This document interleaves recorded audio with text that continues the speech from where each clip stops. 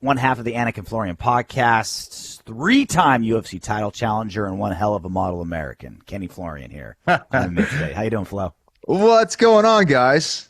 Good to be back. Yeah, it is good. What have you been up to, dude? Like, I know you got the podcast.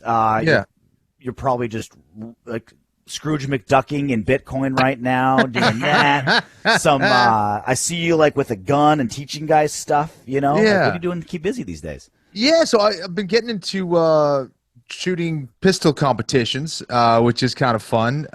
There's a lot to it. There's a lot to it for sure. So that's been like both annoying me and keeping me somewhat satisfied because I hurt my back. That's why I retired. So I'm not able to train. So I'm getting a little. It's now Chub-Flo, not Ken-Flo anymore. It's like I work out here and there, but I love doing like martial arts type workout stuff. So I haven't been able to do that as much. But still teaching, doing a little bit of teaching and shooting and hanging out with the family and trying to keep control of my kids, man.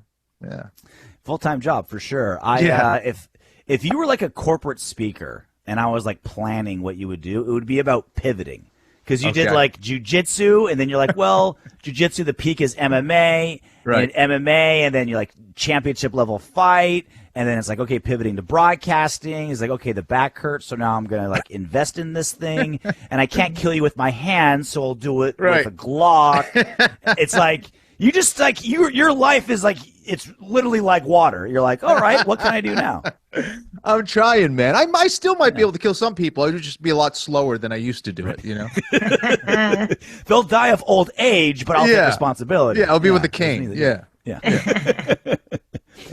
So ton of huge news over this week. Obviously, the big one, we got a fight for International Fight Week. Ilia Topuria versus Charles Oliveira. Yeah. Most important question, who will have the better suit on fight day? Because we're talking I would say top 5 pound for pound dressers in the UFC. Absolutely. Well, it's so interesting, right? Because, sometimes you can tell a lot about someone, the way that they dress a little bit. And you have Charles Oliveira who, is very flashy. He'll certainly be the more colorful guy in the suit. He always comes with like a green or a red or something wild. Hair dyed, all that stuff. And then Ilia Topuria kind of like, your clean, kind of normal type suits, but everything, really well done. And then that's kind of the way that they both fight. There's a lot of flash to what Charles Oliveira does. A lot of things really stand out. Whereas with Ilia Topuria, he does a lot of things that are very much rooted in fundamentals, but he has mastered those fundamentals. So a lot of those things, it's like, he's wearing just a regular black suit. You're like, oh, it's like a really fancy Gucci one-off or something. You know what I mean? Like, the things that he does in the cage are hard to really appreciate unless you're looking underneath the hood. And this is a guy whose fundamentals are just so damn good. And you're starting to see it, obviously, with, I guess maybe not starting, but we're seeing it consistently now with the way that he's winning his fights. I mean, he's knocked out the 2 greatest featherweights of all time. And it's just spectacular to watch, and he's going against a guy in Charles Oliveira who always delivers exciting fights. He's a finisher on the ground. He's a finisher on the feet. So I think that's setting up to be a spectacular main event. That Dick Tracy suit that Charles Oliveira is the only thing I could think about while you're explaining, while you're breaking them down. Charles Oliveira's outfits, it's just like his fighting. I could never do it. I could not pull out like Charles Oliveira. Like, oh, he looks so good. Imagine if I dressed like Charles Oliveira one day. Like, did RJ have a stroke? Is he okay? Did he get into like a West Hollywood thrift store and get attacked and walk out? Yeah. No, I love it, and I love that pivot too. The breakdown. It is really reminiscent of the way that they dress, like the quality, the precision that you see in Ilia Topuria is very different from Oliveira, who goes big with everything. Right. Do you have a pick for this fight? Like we were talking earlier about the size difference and how moving up can be a little uncomfortable, moving down as well as, can be uncomfortable, and it can change things. It can change your the way you attack a fight, the way that you feel personally. What do you think about all that, and do you have a pick? Yeah, great question. So I'm leaning the way of Ilia Topuria, and I'm doing that because as of right now, I don't see a whole lot of guys in mixed martial arts that have mastered that inside range the way Ilia Topuria has. And it's funny because, I often kind of compared his skills in some ways to Canelo. When Canelo's on point and in the pocket, there's very few boxers that are going to be as devastating as him inside that pocket. And Ilia Topuria has mastered that range. And I don't think there's a whole lot of MMA guys that have mastered that range and that level of infighting that Ilia has. And not to mention, it's one thing to do that, but then it's another thing to be able to stop the takedowns. And Ilia also has that wrestling background, which aids him in that regard as well. So that's why I was so intrigued by that Islam Makhachev, like so many other people. It's like, who's going to win that fight? Those are two guys that are on top of their game in all aspects. And so because of that, Oliveira tends to struggle in that range. The times that he gets hurt, it's in that range. Ilia Topuria he's unforgiving in that range. That's where he wants to be. And to be able to do that against guys with phenomenal footwork and traditionally good defense, guys like Volk, I see him probably doing that same thing to Charles Oliveira. Now, Oliveira is more dangerous from the outside. And it's interesting because Jai Herbert, when he caught Ilia Topuria, when they did fight at 155, it was kind of a similar, he's got a similar build and a similar style from the outside that Oliveira has. So, if Topuria doesn't mind his P's and Q's, then he can certainly get hurt or get finished in that range. But I just see Topuria being able to pressure with defense in the same manner that he's done the last few fights. And I think that kind of spells doom for someone like Oliveira. And doing it against a guy like Holloway is a good way to prepare for someone like Charles Oliveira. So. For sure, yeah. The size thing, the length and everything of Max Holloway is definitely going to be similar. But Oliveira does present that fact that he is unkillable. You know what I mean? Yeah. Like at his weight class, he's unkillable. You can't drop him or you can't finish him once you drop him. He uses that in order to put you in his trap. Do you see any way that Charles Oliveira can win this? Because he's a huge underdog in this fight. Yeah. I think maybe it's a little overvalued. I think Oliveira should be a little bit closer when it comes to the line. But I think Oliveira is absolutely capable of winning that fight. You mentioned his durability, and he's been durable at 155. Topuria has been durable at 145. Now, he did have that hiccup at 155 against Jai Herbert, but as far as consistency and what we've seen, Charles Oliveira is not going to be an easy guy to get out of there. I think that he has a better chance of knocking him out than he does submitting him, for sure. I still want to see even more from Topuria on the ground.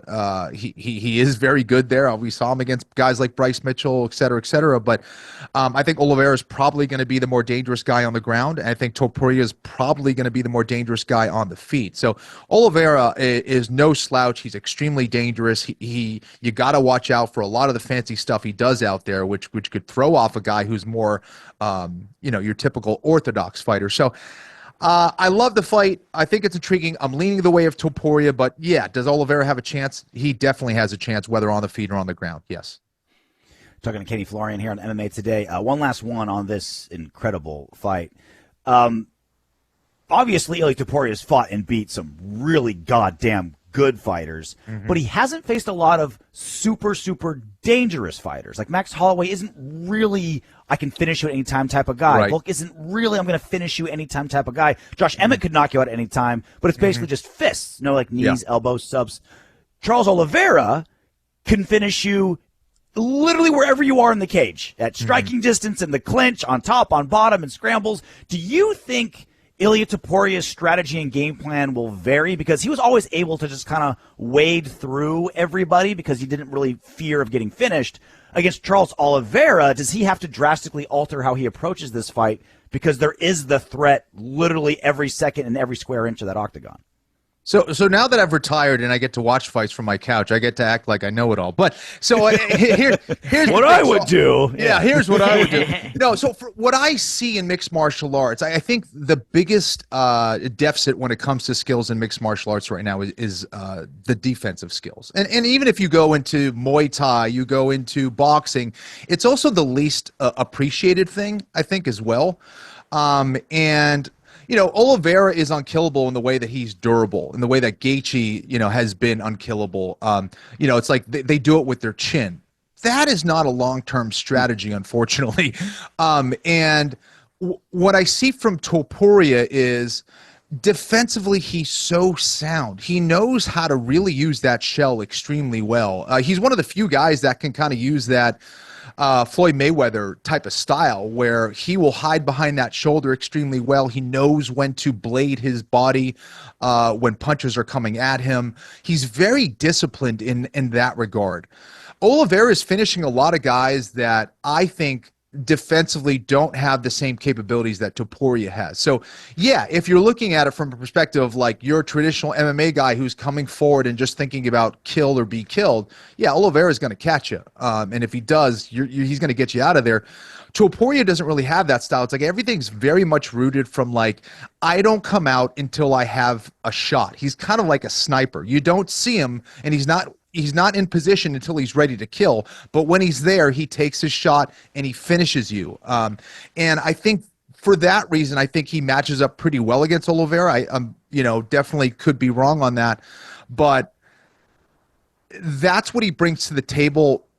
And like, that's very different. And I think in mixed martial arts, we've always seen kind of these trends where, whether it's Anderson Silva's front kick, where everyone's like, oh, that's a move. I'm going to try that now. And it's like everybody tried that for like 5 years and like had varying levels of success. But Topuria is bringing this defensive side, especially in that boxing range, that I don't think a whole lot of people possess. So yeah, that's my long answer to your question. No, that's great. Yeah, because it's it's like, yeah, he can wade through that because he's so defensively sound and he sees everything and it's the subtle head movement. It's like, yeah, he can be he's safe in the pocket. You are not. And so he's going to get there. I love it. Yeah. The only reason this is for the title, obviously, is because Islam Makhachev is vacating, going up to 170. How does he do against Jack Della Maddalena? We only have had the news for a few days, but just your initial thoughts. But then also, like, the rest of the division is so good, top heavy. Sean Brady, Shavkat Rachmanov, Ian Machado Gary, the winner of Usman versus Buckley. You got Michael Morales versus Gilbert Burns this weekend. Morales could be right in that situation. How do you think Islam does against this current crop of top welterweights? Yeah, it's crazy. I mean, you're just naming all those names right there. It just shows that right now the welterweight division is probably the strongest it's ever been. And a variety of styles and approaches as well, which is always interesting. How does he do against JDM? So there was a clip that we just posted, and of course, it's like a 10-second clip means that they heard everything we had to say on the podcast about the matchup, right? But, I think that Islam can definitely win that fight. The way that he matches up against JDM, I think he could pose some problems just based on his wrestling submission prowess and his control alone could pose some problems for Jack Della Maddalena. However, I was talking about the fact that, Jack's used to fighting at 170 pounds, and people are pointing the obvious and saying, well, obviously Islam doesn't walk around at 155. He's probably walking around at 190 or so. That's true, but how used is he to getting hit with, shots coming at you from, guys that are used to weighing 195, 200 pounds, not bloated, but like walking around normally at that weight? That it's just different taking those shots. And, we know that Islam can be knocked out. I remember calling that fight. I think it was his debut. It's moving around a body that's 195, 190 pounds on fight night is very different than moving around a body that's like 175 pounds, 170 pounds on fight night. So that's stating the obvious. And now let's go back to kind of some of the history. If Alexander Volkanovski was able to scramble back to his feet and able to survive that first fight, well, one would assume that JDM was probably going to do his homework and going to make it that much more difficult maybe for Islam. So, and then I don't know if there's many 155 pounders in the world right now, if any, that could take some of those shots that Bilal Muhammad was taking. Like, Sure. those were some massive shots, man. You go back and look at some of the replays. Like me, Bilal has a very big head, but he also has a big structure where he can take some of those shots. Can Islam take those same shots? I don't know. It's possible, but he better have that in his back pocket just in case if he isn't able to take him down all the time. So, yeah, I think it's a fascinating matchup. I give both guys a good shot, but I think there's a lot of people going around that saying that Islam is going to, fans anyway, that Islam is going to walk right through JDM and just submit him really easily. I think, number one, people aren't giving enough credit to Bilal Muhammad. And number two, people aren't giving enough credit to JDM and all the things that he did well in that fight. He's a fantastic striker. I think Islam is going to be the faster guy. But as far as sophistication of striking, Della Maddalena definitely has that in spades. And I think he's going to pose a lot of problems for Islam that maybe aren't anticipated. Did you see it going this way when you originally saw the matchup with Jack Della being out for so long, having all that trouble with Gilbert Burns? How good did his grappling look compared to in the past? Yeah, Angie, I did not see that. I knew it was possible, but I said I still don't know how good Jack is. We're going to find out because I knew that Bilal was at least going to try to maybe test the grappling skills of Jack Della Maddalena, but I think he could have done it a lot more for sure. But I was really impressed, Angie, because of his composure. This was, I think, his first 5-round fight in the UFC. Yep. Certainly his first title fight. And to have that level of composure and to see the things that he was doing and to look that good after a long layoff and, dealing with some injuries and to do that against a guy with as much momentum as Bilal, I was blown away by his performance, man. I thought he looked fantastic. He really did his homework in regards to always being at the proper range. And then if he was clinched up by Bilal, especially up against the cage, he was doing a lot of smart and cool things to off-balance Bilal and get right back to his feet or whatever and scramble and do some submission attacks that at least got Bilal to back off and allowed him to get back to his feet. So, I think that Islam is still going to be a better grappler than Bilal. I think Bilal would probably admit to that as well. I think JDM showed that he is definitely way more than just a slick striker. I was really, really impressed, and he's better than I think a lot of us thought. So I was wrong on that. I thought Bilal was going to win that, but yeah. Yeah, I think all of us were surprised, and that just goes to show how many leaps and bounds you can make when you're out for a little bit, just working on your craft. But with all those other welterweights in the wind, waiting for their shot, is there someone who stands out to you who might not be Jack Della or Islam, who could possibly be the next reigning dominant champion? Gosh, Sean Brady seems like he really turned a corner after that loss to Bilal. He looks phenomenal. And yeah, I think he's done his work when it comes to striking, integrating it all together into his takedowns. His conditioning looks better. And just fighting with way more confidence. So, it goes to show you experience is a real thing. I think he's getting that now and, feeling himself. He looks really good. Like he can maybe hold on to that for a while. Shavkat as well. I mean, gosh, he's a problem. So I guess those are the two guys that kind of stand out to me as guys that could give both Islam and JDM a really tough time and could hold on to that belt for a while. I think the other big storyline from Montreal over the weekend was Aiemann Zahabi retiring Jose Aldo. I don't know if he would think of it. I don't know. It's like he retired him, but he kind of did in a way. You obviously know both guys very well. Fought Jose Aldo for the title. Trained with Aiemann Zahabi. He gave you a huge shout out on the press conference afterward. Yeah, that was beautiful to see.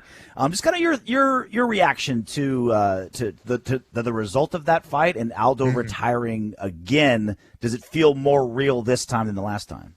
Yeah, so it was certainly a close fight, right? I mean, you have your arguments of Aldo winning that fight. The way I saw it, I still need to go back and watch it again and make sure my bias isn't creeping in. But I thought he did enough in rounds 2 and 3 to squeeze out that fight. But Aldo, I thought, looked phenomenal to start that fight. And he also looked huge, and rightfully so, because he didn't make weight for the 135-pound fight.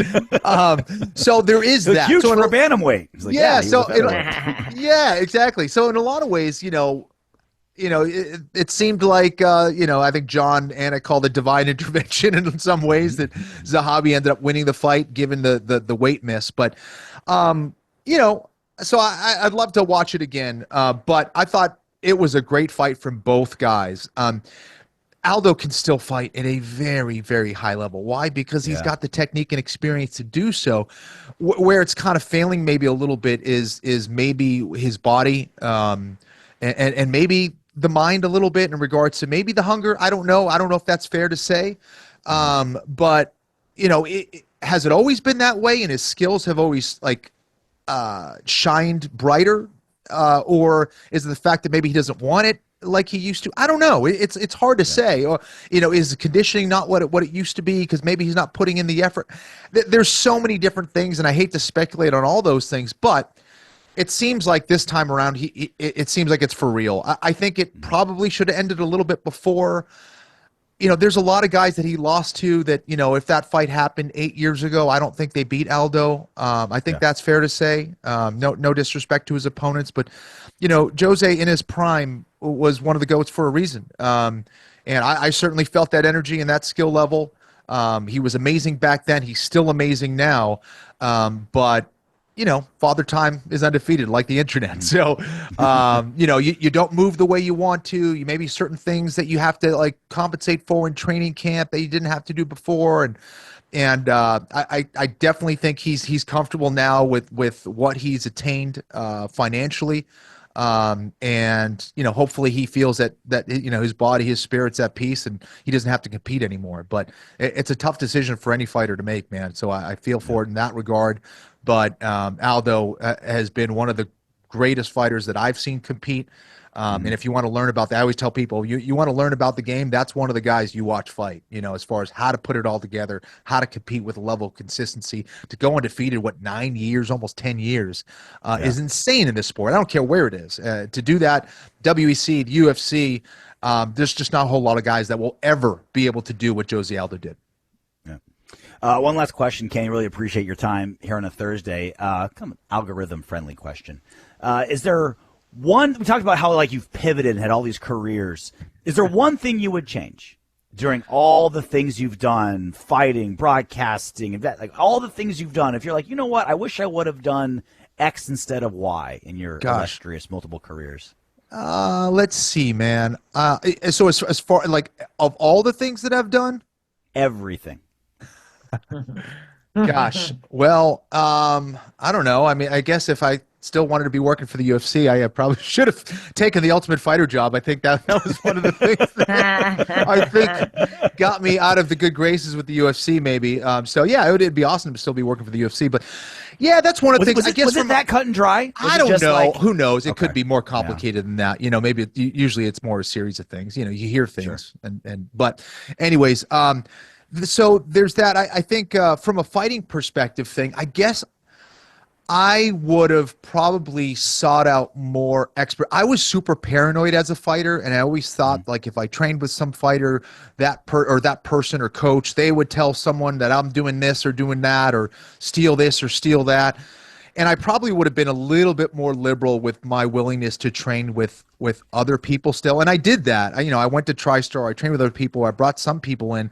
I probably would have been a little bit more liberal with the guys that I brought in or the guys that I sought out for advice and training. I would have been more adamant about training with certain specialists in things, whether it's a coach or a fighter. I think that would have helped a lot.